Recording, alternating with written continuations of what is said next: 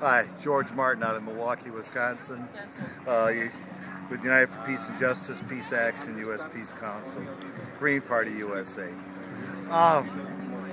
This is my 8th year here, and you know the connections in terms of the repression here that we see, and what's happened more recently during the last couple months around the FBI raids in cities throughout the country, and on leaders and SDS units.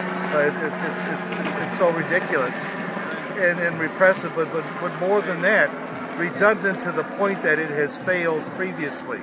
As we were together at the RNC and the raids there prior, all of that was kicked out of court, and appeal was kicked out of court.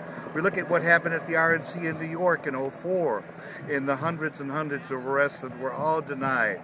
And then we find out that our tax dollars are paying for this, paying for moles that came up in Minneapolis, sending people to Europe, you know, from all different kinds of law enforcement levels.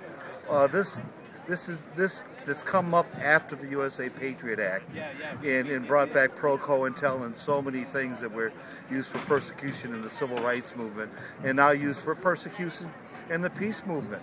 In the disruption, the time it takes away from bringing about justice and bringing about change in this country and being perpetrated by our own country makes it all that more totally unacceptable. And we need to change this, and we need to really turn around the people who agree with this in terms of the authorities in our country. It's not right. It's pretty darn scary. And this is what we see on the surface. What's under the surface is a whole lot more. So we have to end the oppression in terms of our own civil rights here in this country.